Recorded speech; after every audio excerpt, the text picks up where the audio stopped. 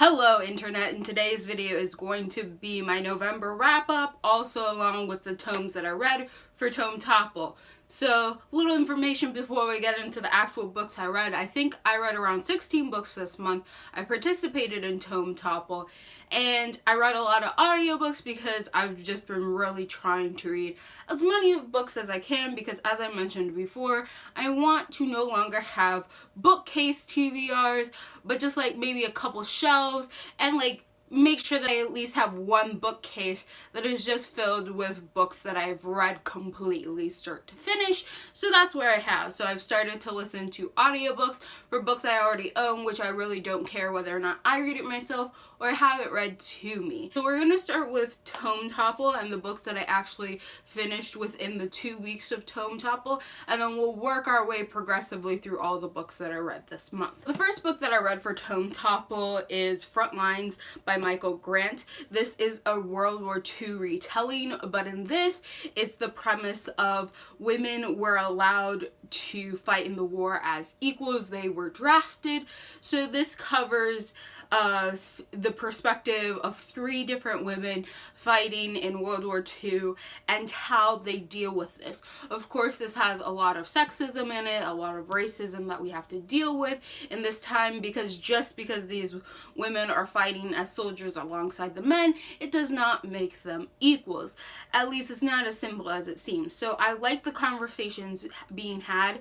I liked the realistic nature of this book. I liked how the author treated each woman and how he treated each character and how they had their flaws, how they had things they weren't good at and things that they were, how they struggled with certain things and just their perspectives and stuff, and I liked how it all mixed together towards the end. The next and last book that I read for Tome Topple is Renegades by Marissa Meyer. It was not one that I had on my Tome Topple TBR. I just picked it up on a whim, saw it was over 500 pages, and started reading it on a whim because it seemed like an easy read. This one was really fun for me. I have some mixed feelings because I do think that some parts of this book weren't as good as they could be, but the premise for this book, as you should know it, not so much as the synopsis tell it, is this is basically an X-Men type story.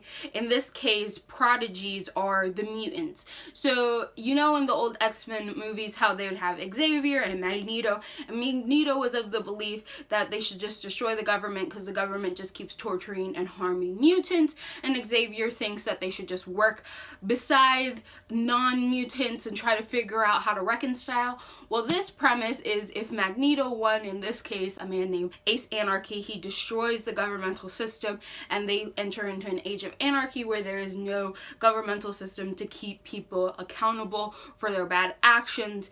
Ace Anarchy is defeated and the renegades come in. So this book mainly focuses on the philosophical debate of who is a villain and what is really villainous activity. I think you can't let yourself be tricked into thinking this is about good and evil, about heroes versus villains, because we see villains have just as valid points and even stronger points than heroes, and heroes do have some very strong and valid points as well. This isn't a book about who's villainous, but it's about who has a vision for the world and how that vision can affect other people.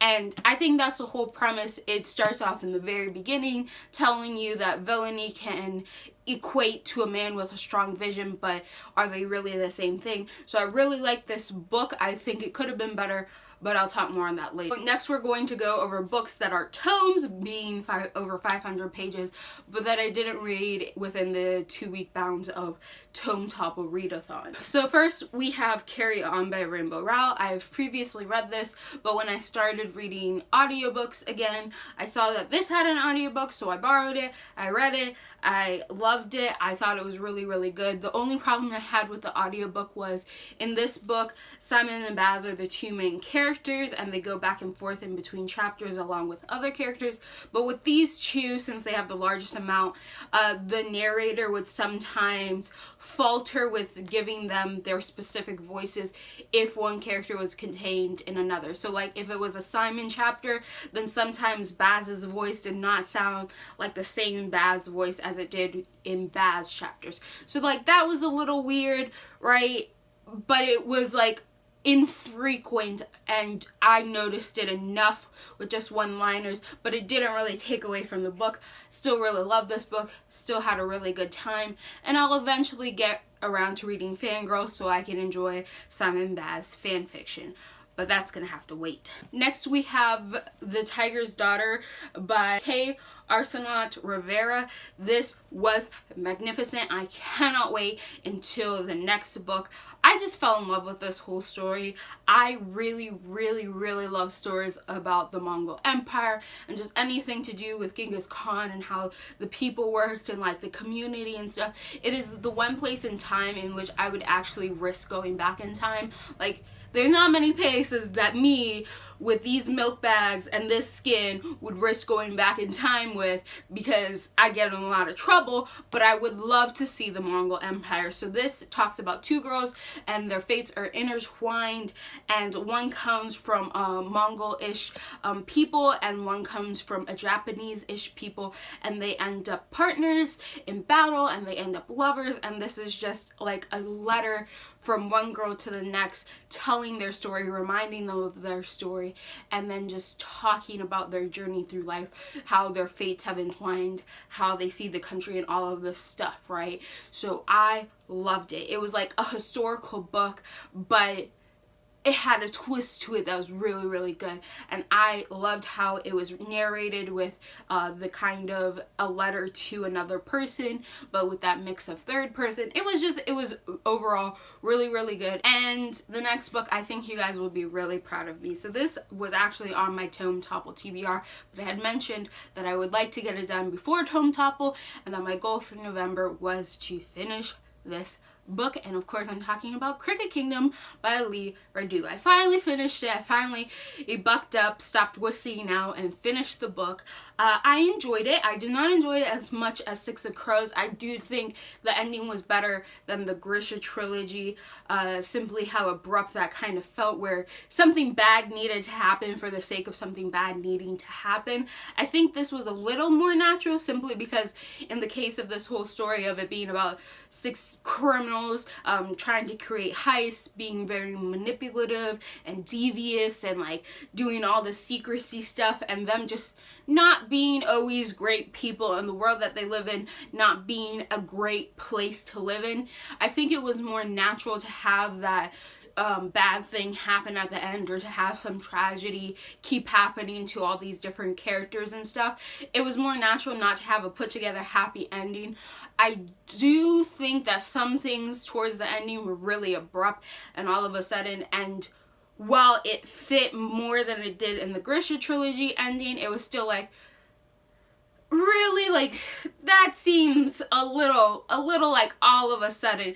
And then the only real problem I had with this book, outside of some of the little things they do in the end, is that this book all takes place in like a couple days, and I don't know like what kind of days Kaz has and his team has, but they feel like 42-hour days, because how can this stuff happen in just like 2 or 3 days? No, I'm sorry. Just give them some more time, okay? Like, this doesn't seem like a story that could happen in 3 days and be believable. Like, I was just distracted by so much going on that I forgot it was only like 3 days that this whole story was happening.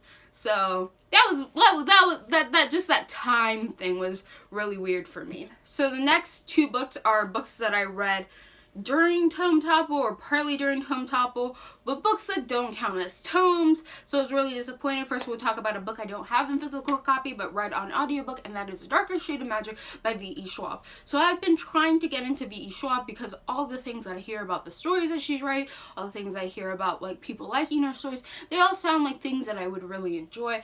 I tried Vicious, I believe. I couldn't get into that for personal pet peeve problems, and then I tried A Darker Shade of Magic because I was like, oh, why not try the audiobook, see if it's something I'm interested in before I buy the whole trilogy. So I liked it well enough. This follows a kid named Kel, and he is a special type of being that can travel through different worlds. They are called Londons in his mind, and they have different colors. There is a reason why they are shut off from each other and the bridges are not open, and that reason is Black London, which has been corrupted corrupted by such strong magic that that magic takes over other people, and Kel ends up having to figure out, like, ends up in this whole huge situation involving Black London, involving rulers, and all of this sort of stuff. So I read this one mainly while doing 10-hour drives, so I had a lot of time, and I had a friend asleep in the back of the seat of the car, and she would wake up periodically and listen along with me. And the one problem I had with this is these characters are idiots. Like, I spent most of my time just sighing really hard, like, how can you be so oblivious? Why do you only state the obvious? Like, come on, dude, that's obviously not the smart choice. Also, one of the biggest pet peeves that I had was, like, when the bad guy Holland was telling Kel, like, where he was failing in his magic, what he needed to prove to defeat Holland. This boy would not listen, and I'd be like, the bad guy is basically telling you how to defeat them, and you're not taking a hint. And then just, like, the situations that they would get themselves into, where they would get a major beatdown, I'm like, why did you think you could step up in there and, like, it was all gonna be fine? Like, just some of these things. And my friend in the back, she agreed. She was like, I don't know what's wrong with these people. Are they idiots? I liked the story. I liked the world and what was going on. I didn't hate the characters. I just got really frustrated with them sometimes because I'd be like, you guys don't put 2 and 2 together real fast, do you? No, you don't. So at this moment, I'm not going to continue with this series until next year, sometime in May, because I want to buy the whole series in paperback, and the paperback edition of the last book does not come out until May. So it's something that I'm interested in enough that I want to continue, but something that I'm pretty sure is not my favorite that I've ever read. Next we have These Shallow Graves by Jennifer Donnelly. This was an interesting book. It's a period piece. I have a lot of issues with period pieces only because it, like, stems from frustration, and for some reason I keep buying certain period pieces where I know I'm not gonna like the period of time they take in. Mongol Empire, Mongol things, that period piece, I'm all there for that.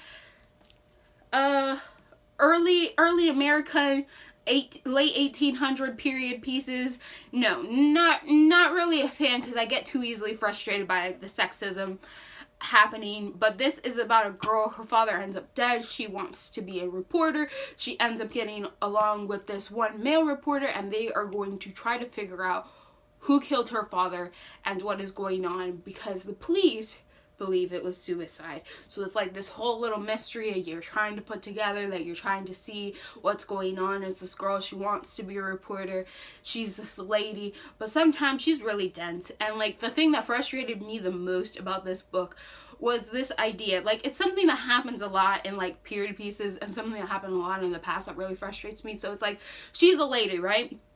So she's not supposed to know about sex and things that go on in the nighttime, right? Like, she has to keep innocent and pure, because how could a lady possibly know that? Girls should not know that information. Yet, the men who are saying that are the same men who go to whorehouses. And who are in those whorehouses? Other women. Really? Really? Really? Really? Really? Okay.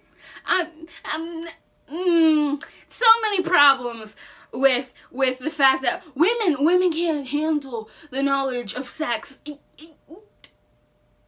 But where you go when you don't want to be with your wife? Who you visit? That's all I'm gonna say on that. Otherwise, this book was pretty good. I enjoyed, like, the little mystery parts. I liked figuring it out. I liked the relationships and push and pull and stuff going on. There was definitely some low moments for me, but overall, I had a good time. So next, we're gonna talk about another book I read on just audio, so I don't have a physical copy, and that is The Rest of Us Just Live Here by Patrick Ness. I loved this book. I just love the premise of the world. So the world is basically a world where chosen one exists. They call them indie kids in this book, right? So chosen one exists, and all these weird things happen, like aliens come and vampires and all this weird chosen stuff, things that we always see in fiction.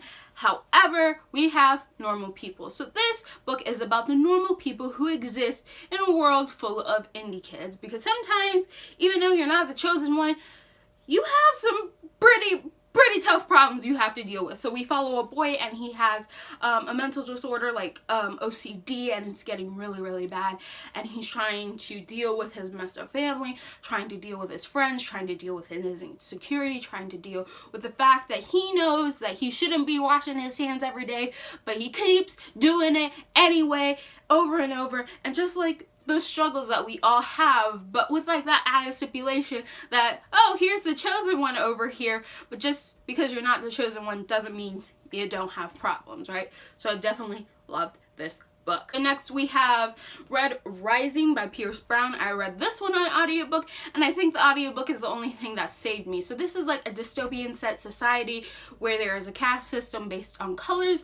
Red is basically like the slave caste, where they are physical hard worker slaves, and they have to build tunnels and like get these commodities out of mines. So our main character ends up a part of this revolution and ends up disguised as a gold, so he can basically go to gold school and eventually become the captain of a fleet, and then start a whole revolution from the inside working out. I liked this book and the story well enough. There was definitely some low points for me. I just realized I cannot handle characters who are identified as very smart and make really dumb choices. And the thing that frustrated me about this was he was so intelligent, but he would make stupid choices and then a moment later be like, that was the dumbest decision I've ever made. And I was like, yeah, it was. Why do you think that through? So there was some points, like whole sections of this book where I was reading this on double time, and I was like, just please be over. Get back to the interesting stuff. And then it did, and I was like, yes, I'm here for that. But then it would have a low point, and I was like, and then it would have a high point, and I was like, yes, I'm here for that. And then, yeah, that was basically my whole experience with this book. So I'm currently waiting for the copy of the second book in audiobook from my library so that I can read it in audiobook, because I don't think I could stand to read it with my own eyes and not like try to skip over large parts of the story, or just like, you know, where you skim things and you're like, oh, that doesn't look important. Okay, fun stuff. Like, so at least with the audiobook, I have to listen more and pay more attention to, and can't just easily skip everything. So definitely waiting for that. Next we have Aristotle and Dante, Discover the Secrets of the Universe by Benjamin Alrier Sandiaz.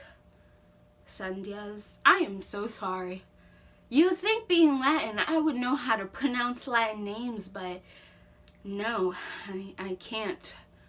So anyway, this book is about a boy named Aristotle, and this is like a coming of age story where he's just trying to figure out how to be a teenager and just how to get along with life. And he doesn't have many friends, but he becomes best friends with this kid named Dante, and like, of course, they end up falling in love in the end. But it's not a story about romance, it's a story about the journey. It's a story about trying to figure out how you fit in the world. It's a story about confronting all those things that like really mess you up in the head, and just trying to figure out why that bothers you so much. And I love the most about this book is the respect that this author has towards the teenage mind, because a lot of times when I see teenagers portrayed in either TV or books or whatever sort of entertainment, teenagers come off as like really, really stupid, that they don't think at all ever. And I don't remember myself being that sort of teenager. I mean, I was dumb, right? And I could be stupid and angsty, but I count myself as a pretty smart person who thought deeply on many topics. So I liked how this teenager, yes, he had his stupid moments where he just did dumb things, or things that you're just like, no, please don't do that. But he thought deeply on things. And even the other teenager that you see, like Dante that you see, he also thought deeply on things, even though we didn't get to see inside his head to know like what was going on in there. So it was like a very, like, I won't say fun, I would say enlightening read for what can go on inside the teenage mind when the author is being respectful and treating this teenager like a human being instead of like a dweeb who just like crushes cans or something. I don't know. Just teenage depictions in movies just are horrendous sometimes. We're getting through this. So this is The Star-Touched Queen by Roshani Chonashi. I'm not sure. This is an East Indian based telling of the Hades and Persephone story. So it is about a girl, and she is basically getting sold into marriage by her father because she's a princess, and she apparently has like this horrible horoscope that says whatever marriage she has will end in like tragedy and death or something like that. And she ends up marrying this man, and there's some weird things going on in his kingdom. Based on the synopsis, I did not know what I was getting into. I thought it was going to be a political thing. I thought it was going to be like kingdoms versus kingdoms, sort of a political thing. But no, this is an atmospheric fairy tale full of underworld and magical places and unimagined kingdoms and things that you only hear about in stories. And she is trying to regain her memories and like all this sort of weird stuff. I think this book would have done better if it focused less on that fairy tale aspect and actually worked as a novel, because it feels like a novelized version of a fairy tale, and fairy tales don't tend to have to explain or world build or things like that. But in this, I think I would have liked to see more of the world, what was going on, and build up that atmospheric nature rather than it just be point A, point B, point C, point C. You like point D, like, you know, just going jump, jump, jump, jump, jump, so that we can tell the story and what was going on. I would have liked to like slow down a little bit, see the world around, kind of see what was going on, how things were working. Otherwise, I liked the story. Definitely think I would have enjoyed it more if I got to see the world that was hinted at in like little pieces. Also, the audiobook, like I said, this is an East Indian telling.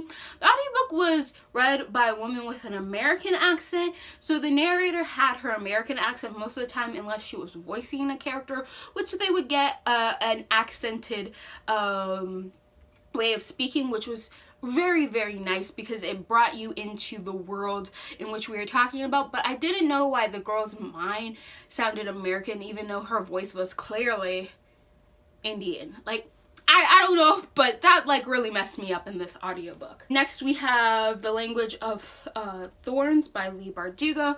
This is a Grishaverse book. It is basically the premise of these are the fairy tales that have been told in the Grishaverse. These are the fairy tales that the characters that you might recognize from the Grishaverse might have been told as children. Everyone is great. Everyone is just so beautiful. I love how they were organized in this book, and I definitely love like the hints that you get for the first, like these fairy tales are told to you in a way where they lead you into a way where it's like, oh, this would be the natural ending, but this is what really happens in this fairy tale. And it introduces you to that concept in the very first one where this girl is telling these stories and like she's told, oh yeah, it's gonna end with a happy ending, and she's like, nope, there's a plot twist. Not everything is happy in the end. Sometimes some endings aren't as happily ever after, not as Disney picture perfect as we would like them to be. So we are introduced to that concept in the very beginning, and it's really fun to like read everyone and be like, well, this is a fun ending that could happen, but I know something iffy's gonna go down because it's not as straightforward. And I loved every second of that. I loved every second where I was just waiting. Wait for it, something bad's gonna happen. You're hiding some piece of information. I know it's not as perfect as you seem, so I really enjoyed this. Plus the artwork is magnificent, so just buy it for that, right? Just buy it for that. Next we have Armada by Ernest Cline. So this is the least recognized, I guess, lesser recognized book by Ernest Cline compared to Ready Player One. I actually like this book. I think this book works as a nerdgasm. Like, if you are a major nerd in any sense, you'll like this book because it's just filled with nerdy things. And I read it on audiobook, so it was narrated by Will Wheaton, and I loved it. I just loved it, right? I watch Will Wheaton's tabletop episodes sometimes, and I'm just like, it was perfect. It was a perfect fit. So this is like the military has been training people through the use of video games to get them used to the concept of aliens so that they can one day be trained to be military personnel through the use of video games, right? And all of this ends up being true, and then they have to fight a bunch of aliens. So I was there for that. I definitely think that this was a very rapid book. Most of it took place in a day, so like where Crickett Kingdom each day seemed like it had 42 hours, this day was definitely just a day. It did sometimes stunt the growth of the book because you didn't feel like you had enough time, but I think in the context of the story, not having enough time really fit into what was going on with like the alien battle and everything. We're going to talk about 2 books that I read this month, which I either really didn't like or was just really confused on, like the books that I really wanted to DNF, but I couldn't because I wanted to see what the ending was, but I wasn't enjoying myself through it. First, we're going to talk about Tender Morsels by Margot Langan, and if you watch my Instagram stories, you probably saw me rant about this book. So when I read, I like to read for the message of the book, or what I perceive as the underlying message, the thing that you're supposed to take away from this book. And I was liking this book, and I was very invested and entertained by this book. And objectively, I see the writing and the story being told as very fascinating. So this is a red rose, white rose retelling, which I didn't know when I went into it until later. Maybe if I had that knowledge, I wouldn't have been so mad at the ending, because it was expected if you've ever read that fairy tale. So this follows a woman, and she basically lives in a rapey culture where she gets raped several times. Perfectly normal. At first when you're reading it, you're just like, wait, what's happening? Like, what's going on? And then slowly your eyes start opening really large and you're like, oh my gosh, that's what's happening. So she has 2 daughters. She wants to escape. She ends up creating this different world with gems that is a perfect world. And in this perfect world, everything's just really good. It's a safe place for her daughters to grow up. It's not a real world, but it's safe, right? It's safe. It's a safe haven. And this safe haven, this heaven that she's created with like some sort of magic, keeps being intruded by these bear men, these men who in one world are men, but in this other created heaven are bears, and they keep coming in, and just like you start learning new things, right? That this barrier, these 2 worlds, and all this weird stuff.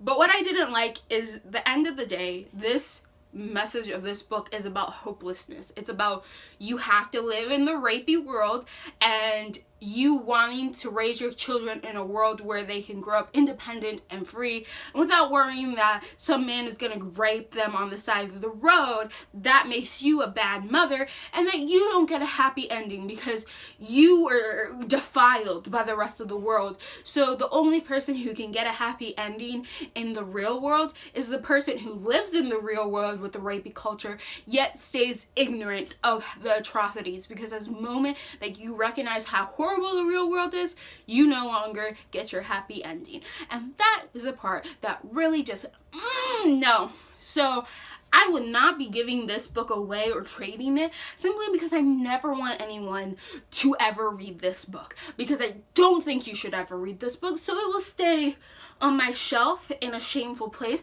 where I will look at it and I will glare at it and I will just hate it. And the last book that I read this month, which I also really wanted to DNF but couldn't because I'm stubborn, is The Girl in the Road by Monica Brin. So this, I did not know what this book was about.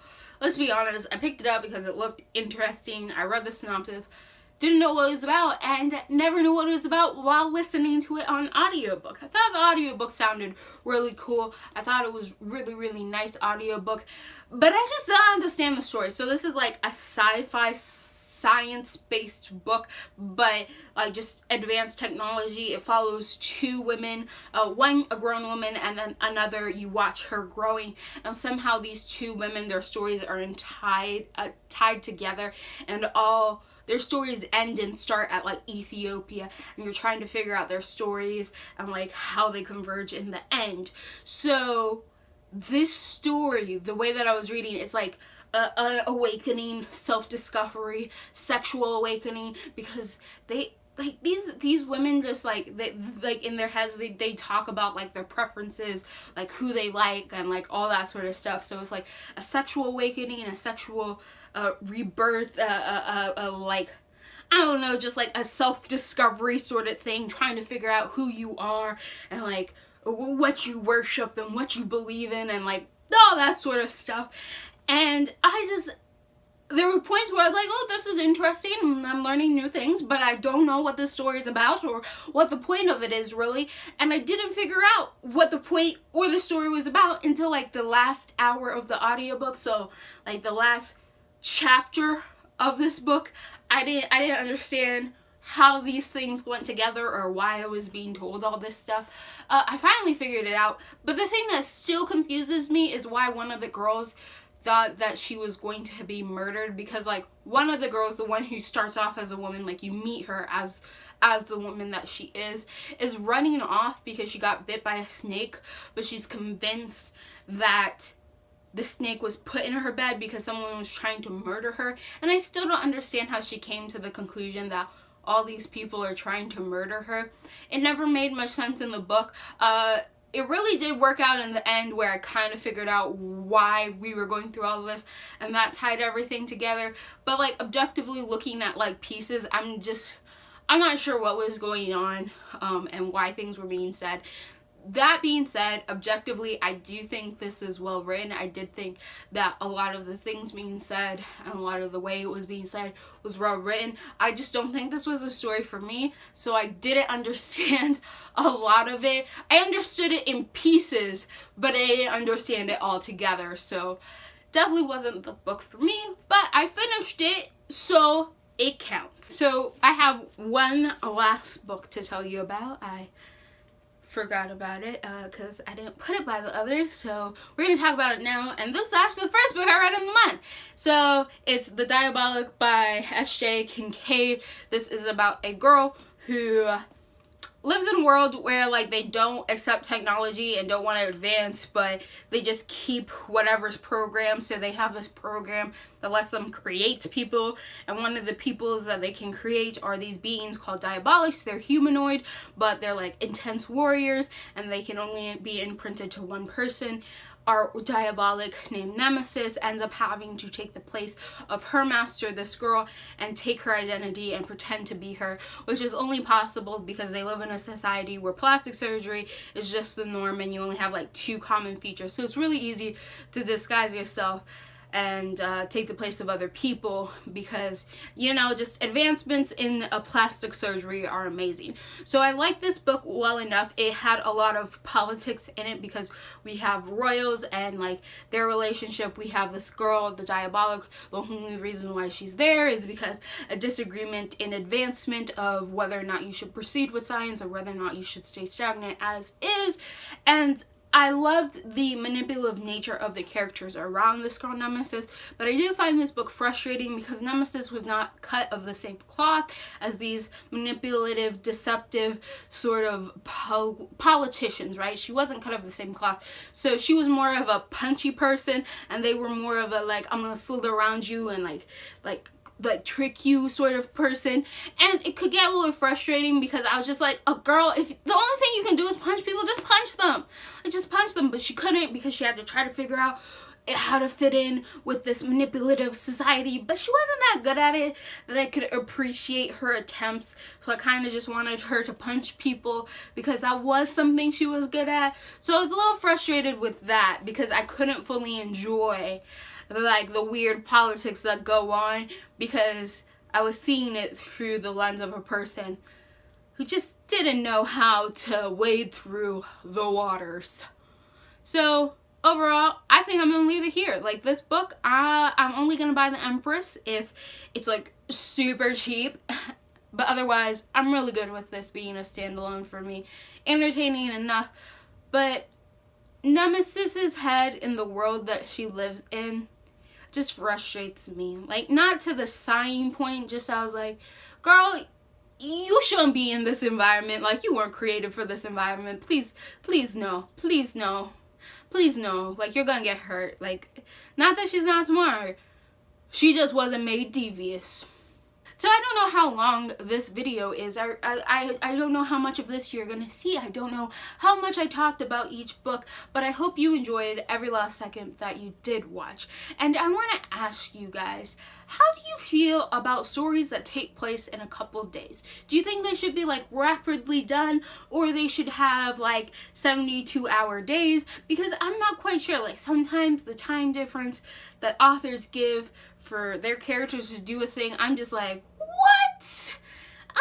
Excuse me, sir? They can't do all that in one day? No. And then sometimes I'm like, no, okay, I mean, you should probably give them a longer than 24-hour day because it doesn't feel like you're getting your story out.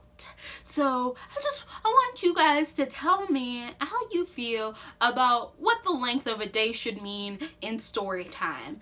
And if you like what you're seeing here and you want to continue to see more, click all those bunnies down below, and goodbye, Internet.